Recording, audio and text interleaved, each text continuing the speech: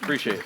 Well, I'm sorry you're stuck with me. Nancy is good, and I'm going to look forward to her talk also. What I'd like to speak to you about for the next few minutes is prevention, cardiovascular disease prevention.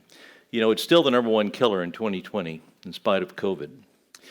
Here are my disclosures, and this really doesn't have anything pertinent to what we'll talk about. So this is kind of my journey I'm going to talk to you about and what I've learned. At the time that I got this lung metastases, when I was on staff at Mayo Clinic, I had a little kid, I had a wife, I had 3 children, 1 wife. And it was a big deal. And I thought, I need to do something to prevent this from coming, because you can see that our little one was just 2 years old. And I need to be around for him to graduate from medical school, where I'll be a week from today. But what I realized at the time is I was in the cath lab. I was a stent guy. I was the co-director of the CCU. And what I needed to figure out was not to die early. Premature death was not an option. Now, Sir Richard Dahl, who really was the first to describe the effects of smoking, said death is inevitable, but premature death is not. And I certainly agree with that philosophy. The problem was that in my family there was some cancer. When I was a first year of cardiology training, my 41-year-old sister died of breast cancer. And I thought I was going to die of cancer too. This was 26 years ago when I had this metastases. Breast cancer kills far too many women. There's no doubt about that. And breast cancer kills too many young women. There's no doubt about that. I'm not negating those facts. But at any age, a woman is more likely to die of heart disease than breast cancer.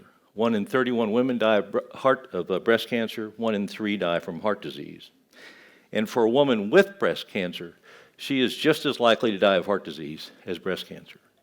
So we can't forget the the heart disease is still here. Just like when COVID is here, heart disease is still the number one killer. So if you look at the risk of cancer by the ASCVD risk score, I started looking at these things, and it showed that the risk of cancer actually is predicted better by the ASCVD risk score than ASCVD is. I mean, over 20% risk was a 20% event rate for cancer. Less than 5% was about a 7% risk. I wish our cardiology predictions were as that accurate. Another very bright woman that I was lucky to be born to, my mother, who graduated from medical school in 1938 when the bathrooms were doctors and nurses. I said, "Mom, which one did she go to?" She said, "Whichever one I wanted to." She died of Alzheimer's at age 89, and here is a risk among middle-aged people. In the risk factors you can see age, body mass index, blood pressure, cholesterol, the usual heart risk factors. But guess what this predicts? Dementia risk. So I started realizing that there must be some commonality to all these diseases. And what I was probably going to die of was not cancer, and I sure don't want to die of dementia, but probably heart disease. So what makes us healthy? Well, about access to care, health care is about 10% of our health. Genetics about 20%, environment 20%, and our behaviors are about half of it. So for a heart attack, if you have bad genes, you increase your risk by about 40% for heart attack. We have a polygenic risk score at Mayo of about 40 genes that will increase it 40% if you have them. But if you have bad lifestyle, you increase your risk 400%. But where do we spend our money? Basically on medical services, very little on prevention. So what I wanted to do, I wanted to live longer, but I also wanted to live younger, because I did not want to have dementia, and I wanted to be around for a long, long time. So I've kind of changed my focus over the last few years. And it comes down to me, to these non-communicable diseases, which are everything that's not an infection, to a few risk factors, and they're daily decisions we make. Now, non-communicable diseases became the number one killer of people on this planet about 21 years ago. Before then, it was all infectious disease was the major cause of death. And now the number one cause of death is cardiovascular disease. So nutrition, exercise, the stress, sleep, smoking, spirits, and weight. And 6 of them are much more important than the 7th one, and I'll tell you what that is. Nutrition now, the number 1 risk factor for heart disease and cause of early death and early disease in the United States, and pretty much it's getting there in the world. I think COVID has bumped that back a little bit in the rest of the world, but it will be back up soon. But we can take care of that as caregivers, as providers, as nurse practitioners, as physicians, right? Well, do we get much training for nutrition? It declined to 19 hours, 0.2% of our medical school time. In internal medicine and family medicine residency, 26% of programs only offer training. Less than 1 in 5 trainees are confident in their ability to counsel patients on diet, the number 1 risk factor. And 90% of over 600 practicing cardiologists just in the last couple of years report no or minimal nutrition education during fellowship, and I was one of those at a pretty good medical institution. Now this says what we eat, and everybody will make you think that it's all about what we eat. Eat this diet, eat this food, go on this time-restricted eating, take this keto diet. And that is one of the smallest parts of what affects us. It is how much we eat, it's how we cook what we eat, it's where we eat. Are you driving the kids to school or into the soccer game? When we eat, what we're doing while we eat. But I really think the most important is why we eat. And it's not because we're hungry. It's because it's as we'll talk about later, it's a habit. So the Mediterranean diet has really been shown, it's been the most studied diet that we have.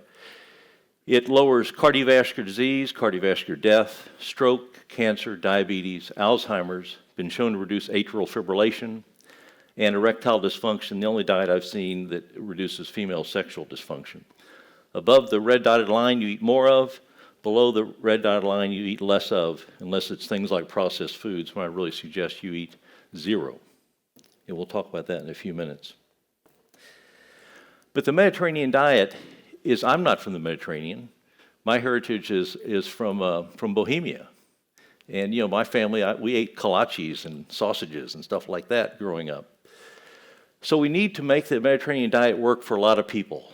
You know, for obviously, you know, the menudo, which is a you know, large bowel, I think, is what they down in Mexico they eat. Raita, lassi, a lot of these things I don't know, but we need to expand the Mediterranean concept because obviously the Japanese don't eat Mediterranean, but they have Okinawa has some of the longest living people in the world. So we need to make this available to more people in thinking. It doesn't have to be all olive oil and soybeans. And one of the things I learned in researching a lot of this over the past 15 to 20 years is that when Ansel Keys did the 7-country study, which was, he was at University of Minnesota, and he was on the cover of Time magazine. He was like the man of the year. I mean, he was really a big deal. And he had NIH money to do the 7-country study, and that's where they came up with the Mediterranean diet and that we should eat low saturated fat. Well, like any NIH study, they have minutes. And you can go back, and I went back and read all the minutes from their meetings when he would meet with these fellows from Greece and Italy and other countries. And the Mediterranean diet had low rates of coronary disease because they consumed diets low in saturated fat, is what Ansel Keys said. But the argument of several scientists from the Mediterranean countries was that the diet of their region was more than just a low saturated fat diet. They said it also had other implications for, you know, the whole world. And what they tried to point out was that they ate a lot of olive oil. In fact, at the time, they ate 3 tablespoons of olive oil a day. At that same time, in the United States, we ate 1 tablespoon of olive oil a month. I bet everybody in this room right now eats more than 1 tablespoon of olive oil a month. And so Ansel Keys was right. Mediterranean was a good idea, but he didn't quite get it right in terms of the reasons. And so if you look at the Mediterranean diet, the cardiovascular mortality risk by adherence to a pro-vegetarian pattern, remember they allowed in there meat, dairy, poultry, and fish. If you ate less of that, instead of having a mortality and event reduction of 30%, you had an event reduction of about 50%, the more you were compliant with a pro-vegetarian pattern. And one of the reasons is because of fiber. If you look back at studies of people that have lived 10,000 years ago, they found them living in caves. The people that study their feces, and there are people that really do this, they found that they would eat 200 grams of fat a day, or grams of protein and fiber a day. Now we eat about 20. But the fiber will reduce body weight, cholesterol, LDL, triglycerides, blood pressure, A1C, glucose, and insulin resistance. Why? Because it has no calories. It actually does a lot of things. It's very anti-inflammatory, which is very good in our body. It also reduces non-alcoholic fatty liver disease. About 9 months of a Mediterranean diet, you can see reduction in the intrahepatic fat. So it does a lot of things that we have trouble with right now in this country. And the thing that really gets me the most really is the low-carb diets, the ketos, all that. I call them ketoholics. I don't mean to offend anybody if you're a keto proponent in this room, because I have many people that I work with every day and some that I'm related to that like it also. But if you look at the keto diet or the low-carb diet, high-fat, you actually have an increase in all-cause mortality by about 12%. But if you look at how you make it keto, if you're eating a lot of animal fat, it increases all-cause and cardiovascular mortality. But if you do it with vegetable fat, like olive oil, avocados, nuts, you actually reduce your cardiovascular death and your total death rate.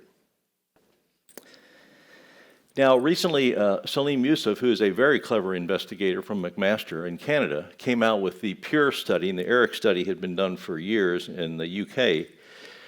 And what both studies showed for multiple continents, at least the PURE study was every inhabited continent in the world, they showed that, here's the carbohydrate intake as a percent of calories, that the mean is about 50%. In fact, if you look at our diets on this planet of our species for the past few 100,000 years, we eat an average of 50% of our calories as carbohydrates. That's what we've done for hundreds of thousands of years.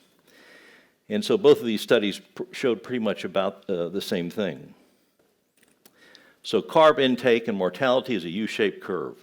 This is mortality. So right where the carb intake is the highest, about 50, right at the bottom of the U there, 50%, 60% is the lowest all-cause mortality. So that goes along with what I was saying earlier about the high-fat diet. But we have arguments in this country. It's the fat, no, it's the sugar. We go back and forth. Well, the average American now eats about 500 calories more per day than we did about 50 years ago. And why? Well, it's more flour, more cheese, more fats, primarily corn oil, safflower oil, sunflower oil, which have none of the anti-inflammatory properties because they're so processed that the olive oil does, the extra virgin olive oil. So if anybody ever says it's all about the sugar, that's not true. We're eating now 60% of our calories, these extra 500 a day, are from fats as compared to 50 years ago. So you can make a healthy diet or you can make an unhealthy diet, I found. You can make Mediterranean healthy, you can also make it unhealthy. Vegan, keto, paleo, time-restricted eating, all these could be either, except for one diet, and that's the ultra-processed diet. Ultra-processed food. There's no way you can make it healthy. So I know what everybody in this room is thinking, he's talking about somebody else. That's not me. Well, this was a recent study on the ultra-processed foods, and they looked at the weight gain, and they let people eat how much they wanted to eat, and they did a double crossover study, and they found that people on eating the ultra-processed for the 2 weeks ate more. They weren't as sated. They weren't as satisfied. And they gained a lot more weight, as you can see on the bottom. The blue line is ultra-processed, and the red line was the unprocessed food. Why did they gain more weight? Well, they ate more calories, but also it interferes with your endocrine, it's endocrine disrupting compounds. It messes up your ghrelin and your leptin and these different things that make you hungry. It also has things that have been termed obesogens in it that actually lower your metabolic rate, so you gain more weight.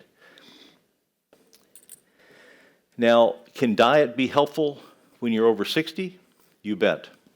This was a study of diet they called the Enrica study. Elderly people over 60 which doesn't seem that elderly anymore.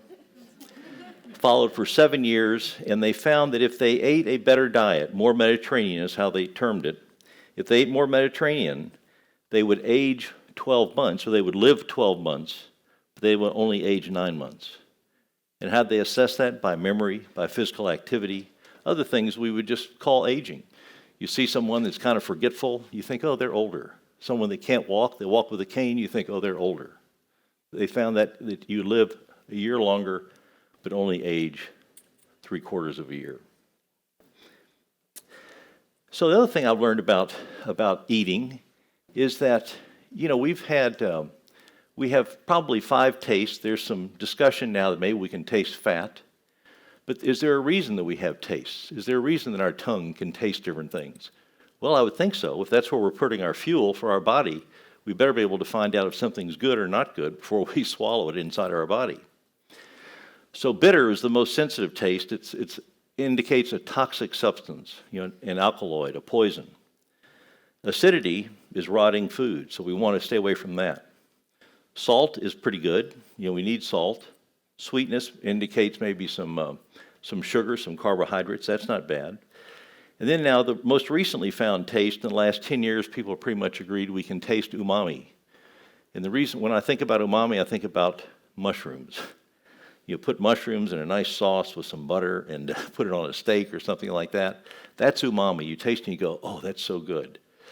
Well, protein, it actually indicates protein. Now, why would mushrooms have protein? Do mushrooms have protein? Mushrooms have the highest protein to calorie ratio of any food I know. Very few calories, lots of protein. So the issue is that we have reasons for taste. And so what we taste is very, very important to us. The final thing is liquid. For hundreds of thousands of years, liquid that we drank never had calories. And guess what? Now it does, Dr. Kahn. I can see the Dutch Brothers coffee on your... I'm sure there's no cream added. But the point is that we drink a lot of calories, and our bodies do not recognize that. They do not factor that in when we take it in. Now, I've talked to my kids. We have three millennial kids. My wife is sitting in the back of the room with a mask on. And I've said, you guys ought to eat Mediterranean. It's better for you. And they say, yeah, sure. I'd say, but you have less Alzheimer's and cancer and disease. And they go, okay, thanks, Dad. I said, and also, you'll reduce your environmental footprint by 72%, your greenhouse gas. They say, what? Oh, my God, we didn't know that. Jeez, we'll eat. I mean, these kids, this generation's great. They want to save the world, and I think it's great for them. And I tell patients every day, if you don't have much money and you want to eat fruits and veggies, eat flash frozen fruits and veggies. And just very briefly, the flash frozen, it retains cellular integrity. You retain the nutrient value. They freeze it like that, just in milliseconds, or seconds rather. It costs a third less. When I'm in Minnesota and I buy a blueberry in January, it didn't grow in Minnesota.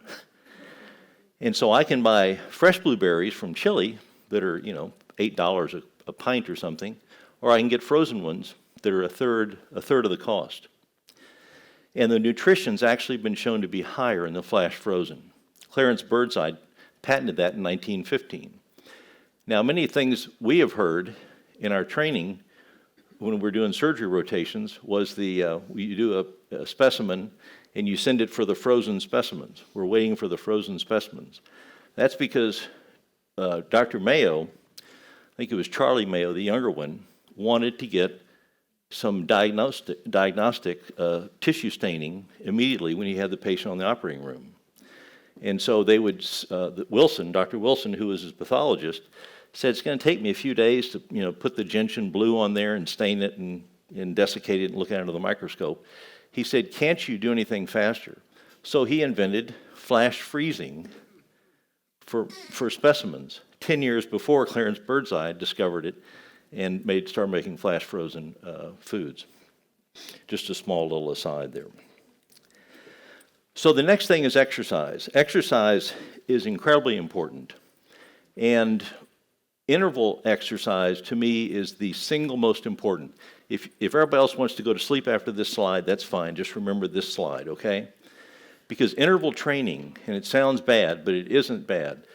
With appropriate interval training, I'll show you what it is in a minute, there are multiple signals that are sent out to ensure our survival. So 100,000 years ago, you get up in the cave.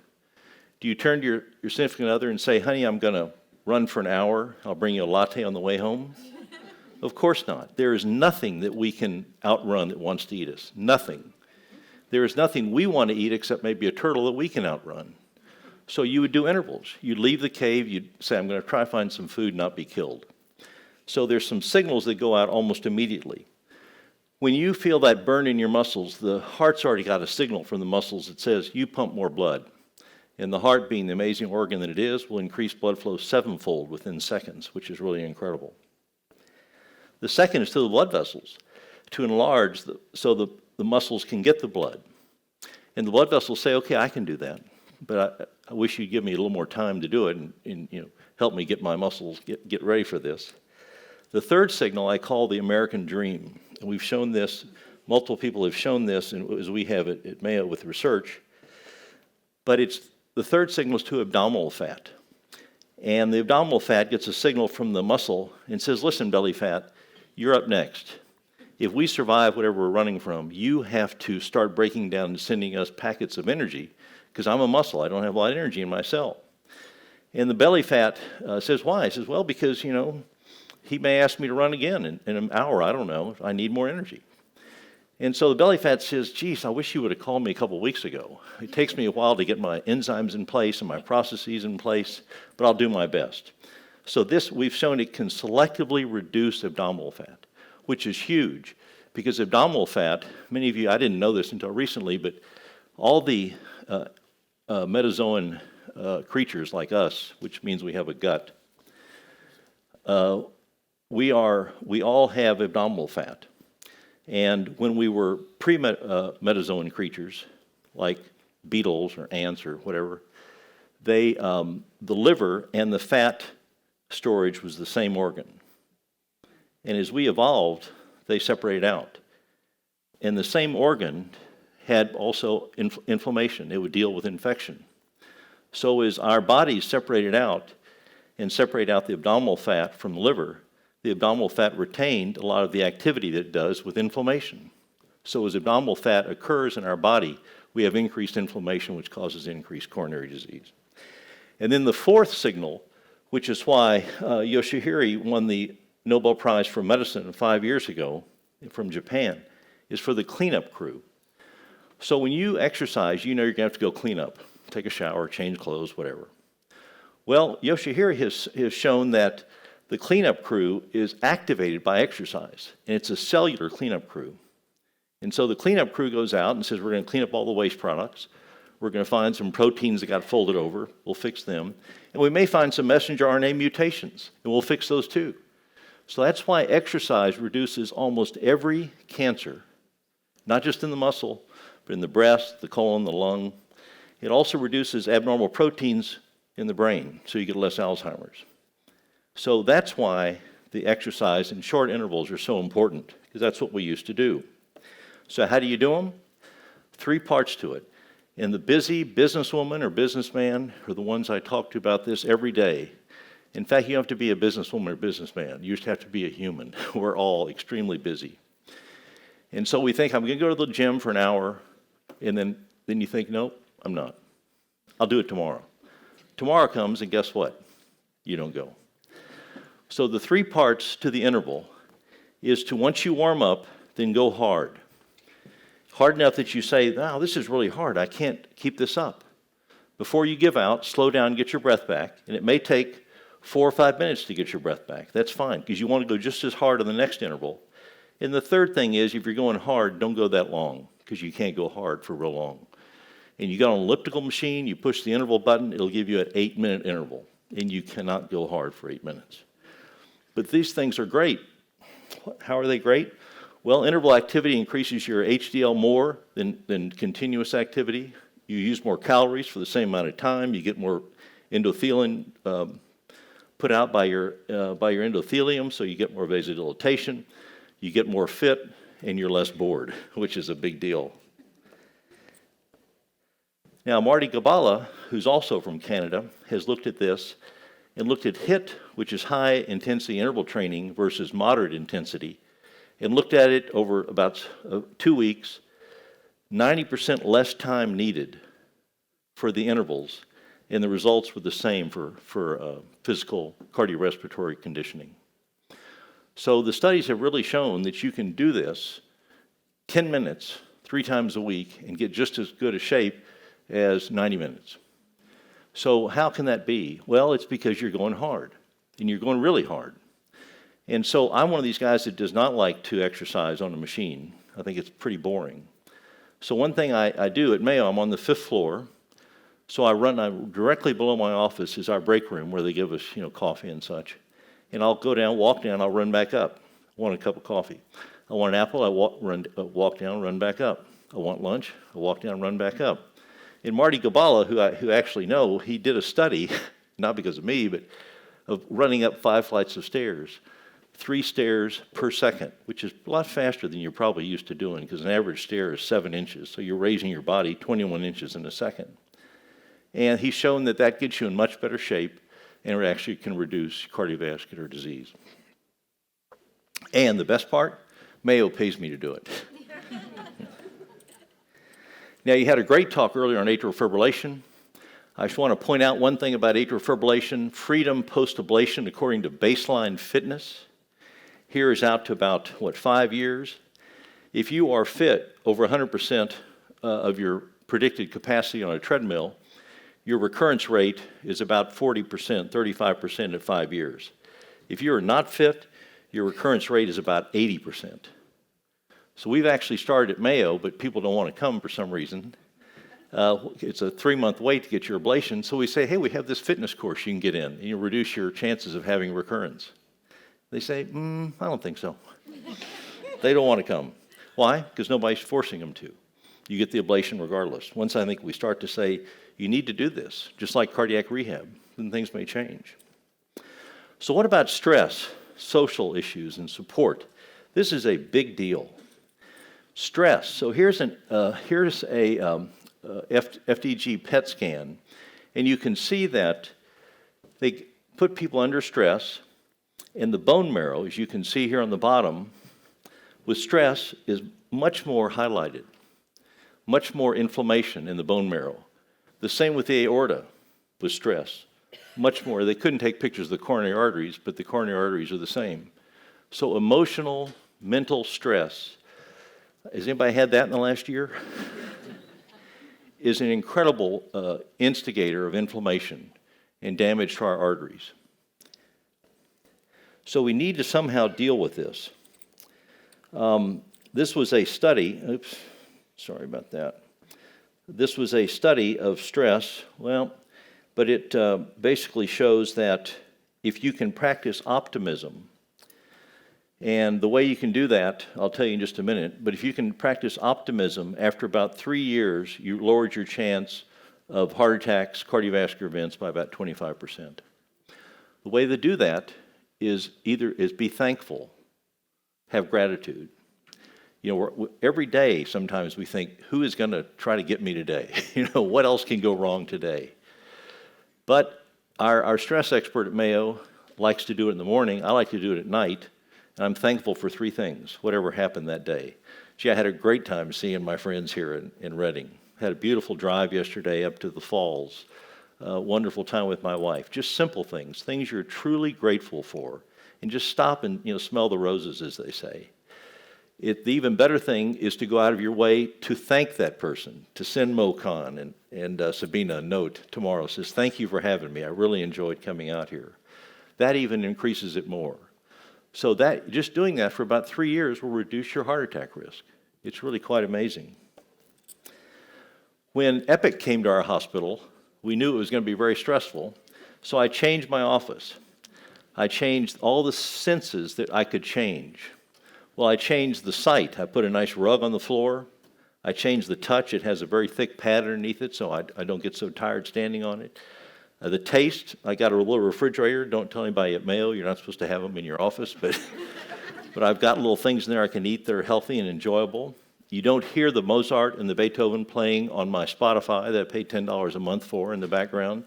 And you don't smell the aromatherapy that I spray in the air. But all those things are incredibly relaxing to me in a very, very busy day.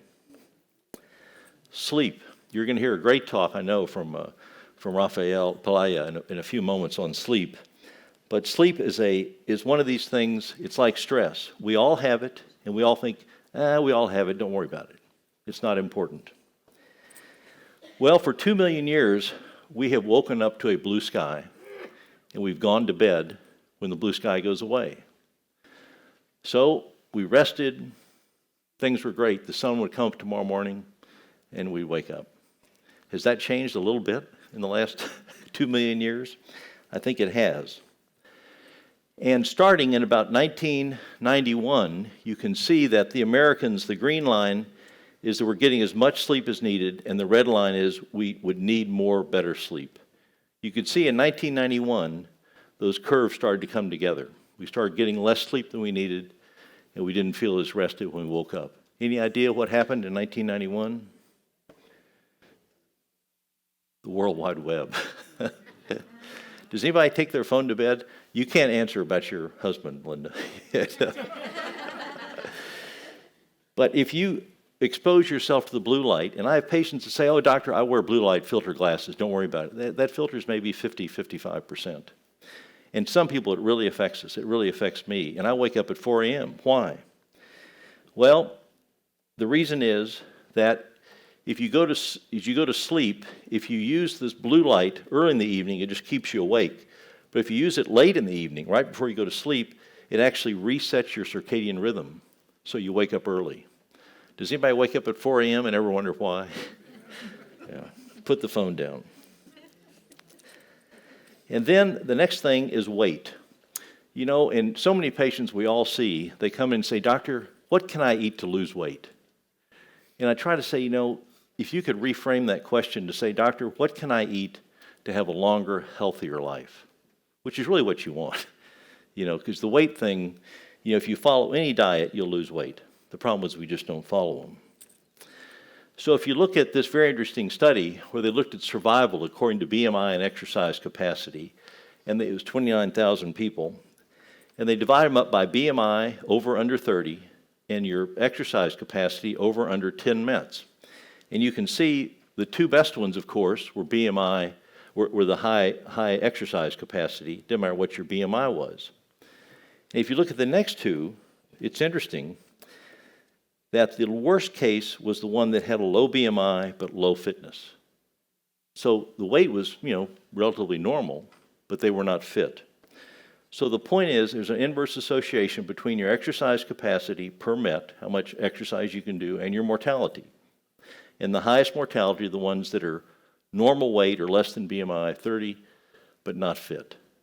So I ask patients to become fit. I really don't care so much about weight sometimes. I ask them, if you can get fit, why is that? Because if you get fit, you'll reduce your abdominal fat.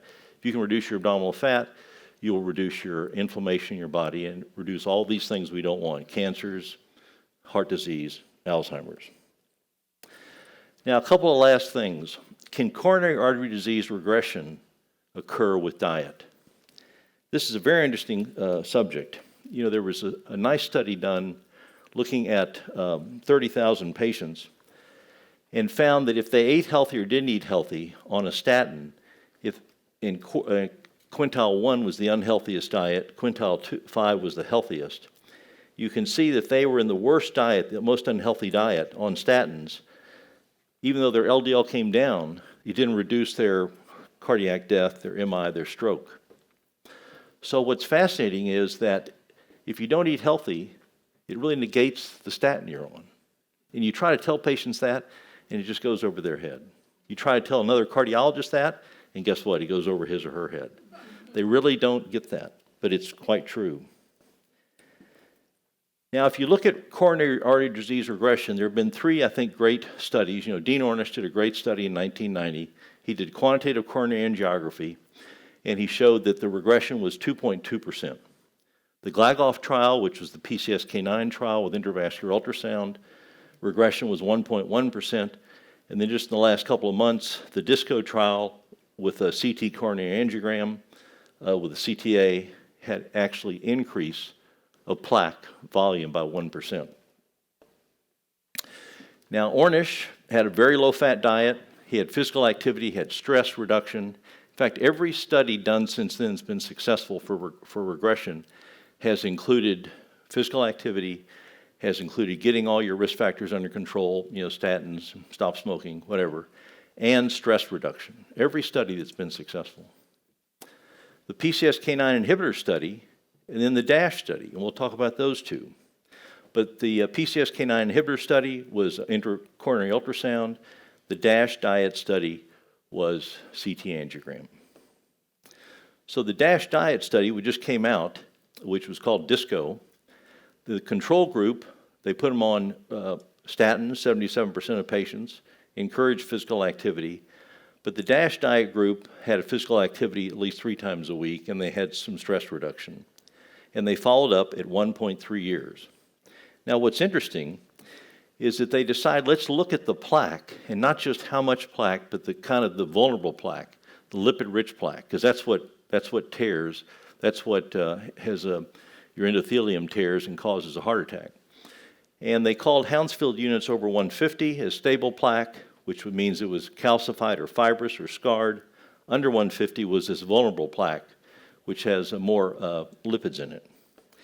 And they found that while the atheroma volume went up 1% in the DASH diet in the yellow, the non-calcified black, the vulnerable plaque, went down 51% in 1.3 years with stress reduction, physical activity, statins, and a DASH diet.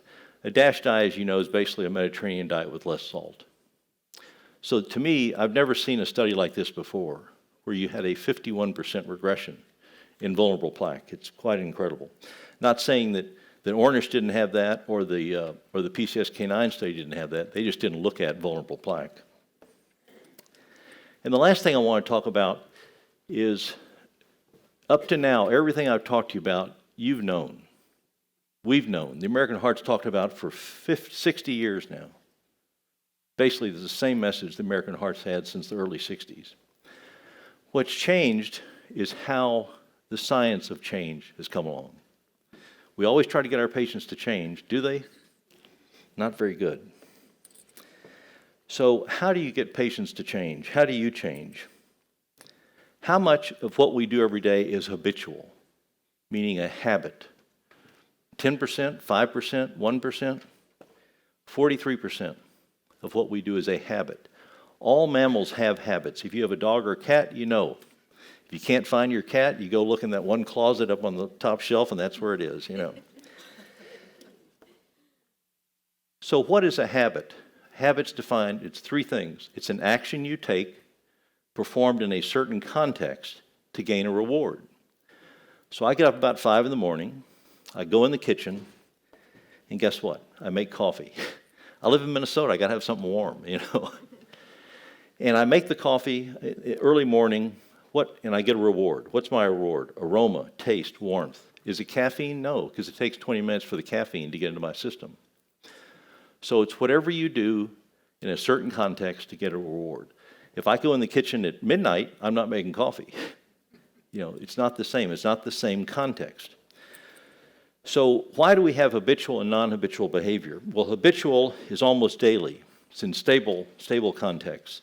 You can think about issues other than what you're doing, than the behavior. Have you ever driven to work and got to work and think, oh my God, I can't remember driving to work? Did I run a red light?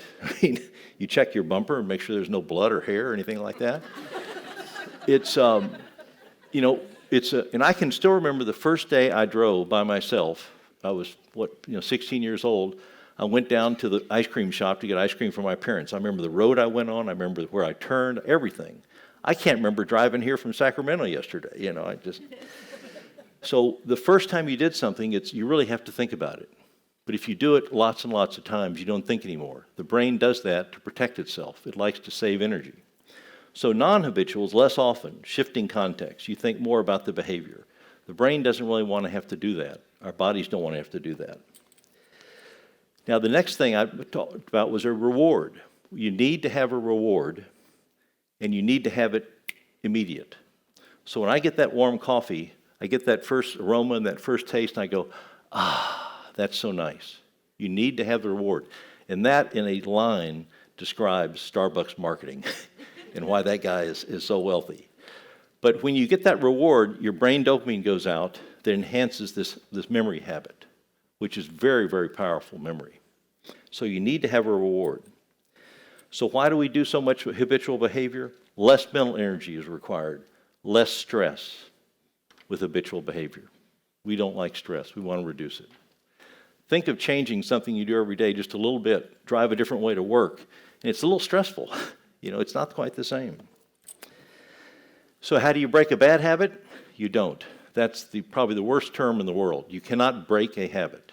Everybody thinks you just like a stick, but you don't. Your habit memory lasts forever, and so you really can't break it. What's the great example? New Year's resolutions. They always work, right? 90% of them fail, usually by about the 1st of February. Because we try to do something big, not something small. We try to do a huge change in our lifestyle. So bad habits really need to be untangled one knot at a time. You can't say, okay, tomorrow I'm going to do this, because you revert. So you revert the way you used to do it. So what's so bad about trying to change and failing, right? You just tried. Nothing wrong with that. Well, there is something wrong with it. There's a thing called the habenula. It's the brain's failure center, and it remembers failure. It's been passed on in our limbic system, and as you know, the limbic system is on every organism, every mammal, and every really organism on Earth, and it's been evolved into us. It's a protective mechanism. So think if you were climbing a tree 100,000 years ago and you fell and broke your leg trying to get a coconut or something, your habenula would remember that. Next time you tried to climb a tree, it wouldn't let you do it as well. And you think, wait a minute, how can my habenula stop me from doing this? Well, the habenula is also involved with nighttime dreams. It paralyzes you. So you can't act out your dreams because that would be very dangerous. But the limbic system actually is part of all this. And if you try to do something again the same way, it's not going to let you do it. And think about that. It's very interesting. So when we fail, it sets up more failure in the future. So you try a big diet, it fails. You try another big diet, it fails. So how do you change a habit? Very slowly. There are 3 ways to do it. One way is have an epiphany. So I had an epiphany. When I saw my lung metastases, believe me, that was an epiphany. That said, you need to do something. But guess what? I didn't change. It was too hard to change. You need to change your environment. Well, it's hard for a lot of us to do that. Maybe small changes in the environment. Take the Hostess Twinkies and the Ding Dongs and put them in the cupboard instead of out on the drain board when you get hungry at midnight. But basically, take tiny steps, tiny habit-forming steps. So my wife and I, when the kids left, she's a nurse, I'm a doc. We'll meet. The kids are not home. We'll meet around the kitchen table or the countertop. We'll talk about our day and what happened, have some cheese. One day we said, we ate about 500 calories of cheese. A little dice of cheese is like 90 calories. I thought, that's not right. That's too much. So we said, let's get a real nice cheese knife. Let's always have apples or pears. We slice them thin. We put the cheese on there and slice the real thin cheese. And so we still get some cheese. We still get to talk about our day, all that, but we have much less. So we took a habit that wasn't so good and made it a little better. A lot of patients say, how much do you drink? Well, just a glass, doc. And I'll say, what you can do is try to cut back. Doc, I can't. I'm taking my clients to dinner, and, the waiter is filling up my glass. I said, then ask them the second glass to put sparkling in, or you do it at home. Same glass, just it's your habit. You get in a social situation, you just drink. Last night, I asked the guy to bring me a tonic, or not a tonic, but a club soda with lime, and the waiter forgot. So I just had to sit there and drink regular old water. But the point is, change your habits very, very slowly for the better, and that's been shown to last. So change depends on 3 factors: the context, the prompt, whatever it is. Being in the kitchen in the morning, sitting in the evening with your spouse and talking about your day. Your desire, your motivation. It's not about your willpower. It's not about your personal willpower strength. It has nothing to do with that. It's all about your habit, because you want to change a habit. And the third thing is the ability to do it, or the friction is the opposite of ability. If there's a lot of friction, you're not as easy to do it. So examples are here.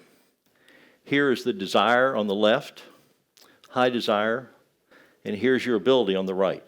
So say you want to start exercising, and you say, okay, I'm going to start running 5 miles every day. Well, you probably have very low desire to run 5 miles every day, and very low ability to run 5 miles every day. At least I would. So if you can pair the desire and the ability together, that's better. Obviously, don't get a low desire, low ability. And the ones that are mixed, you need to work with them a little bit. So what do I mean by that? Well, the American Heart has said for a long time, get 150 minutes of exercise a week, 2 times a week, muscle strengthening. I tell it to patients all the time. They look at me and say, yeah, doc, what else? Come back a year later, are you doing it? Well, no, I'm not. So one guy finally said, why don't you put on your tennis shoes? He said, what? I said, when you think you need to exercise, and you should do it 3 times a week, just put on your tennis shoes. But there's one caveat you have to do. When you put on your shoes, you say to yourself, wow, I did this. This is great. I achieved it. I put on my tennis shoes. And the guy slowly built up this habit of putting on his tennis shoes. And I said, okay, are you putting yep, every time I want to exercise. Are you exercising? No. I said, good. Now what I want you to do is walk outside.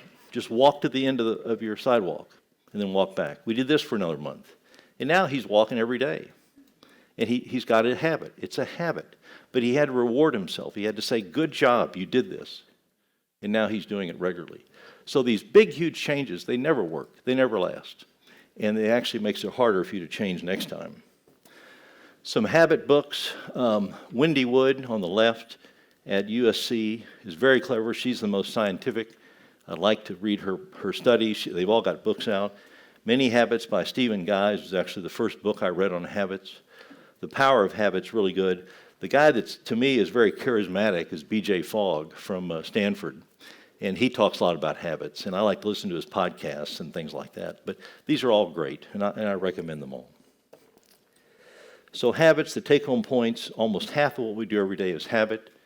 Get expert help on what you need to try to achieve, but then you've got to work on your habits. Large change has a high failure rate. Make very small changes that can be accomplished, and you reward yourself, and you'll be more likely to continue it. And to start a habit, link an action to a certain context. So B.J. Fogg will talk about every time he brushes his teeth, he will floss his teeth, because he knows he's supposed to floss. And then he started doing that. And then every time he brushes his teeth, he flosses, then he does 1 push-up. And he slowly increases it. It's a habit. It just gets to be a habit, but you have to give yourself a mental reward. And to change bad habits, make it harder to do. Increase the friction. Wendy Wood talks about that a lot. You got to make it harder, because otherwise you'll continue to do the same habit. But it's got to be very slow. So to summarize, almost 90% of the non-communicable disease I've learned can be prevented in us with our daily actions. Avoid pollution. You know what that means. No tobacco. It's been shown if you live closer to a highway, you have more risk of heart disease. I can't really change that if you can't afford to move to a new neighborhood. But alcohol, limit to 1 drink a day. And that's, 1 ounce or an ounce and a half of 80 proof whiskey, or 1 beer, 1 5-ounce glass of wine. I had one patient told me, I said, how much do you drink? He said, just a drink a day. I said, how much? He goes, just 2 fingers, doc. I said, what, 2 fingers in a wash tub? I mean, the guy. Then you have to encourage healthy habits. That's the healthy food pattern. Change slowly. Make sure you're eating healthy things. Get regular, vigorous physical activity, at least every 48 hours. At least do 3 intervals in 10 minutes. That's so much better than doing nothing. And then finally, you need to do things to regenerate the damage that occurs to us every day. That obviously means you got to get adequate sleep, and you have to have stress reduction. And the stress reduction, I didn't go into a lot, but we talked about how to practice gratitude. You need to have friends. You need to have social groups. Think of the animals in Africa. Who are those animals? Not marmots, but they're the little ones that you always see them together, and there's one always standing up looking around. Meerkats, thank you, right. And this is the Meerkat Sociality, it's called. And one's always looking around for anything that's going to come eat it. And then he'll go down, the next one will look. So somebody's got their back. You need to have somebody that has your back. And if you ask one question of a patient when they come in with a heart attack, when I used to be in the CCU, I'd say, does anything or anybody care if you're alive? If the patient said no, their risk of death went up by about 30%. That anything or anybody could be a grandchild, a spouse, could be a dog or a cat, could be a church group that cared if they were alive, just something that's social. So I didn't declare it because it's not out yet, but my book, Live Younger Longer, will be out September 7th on Amazon. It's going to basically talk about all this stuff we talked about today. We have some YouTube videos on Mayo YouTube, and I really appreciate the chance to come. Thank you, Mo.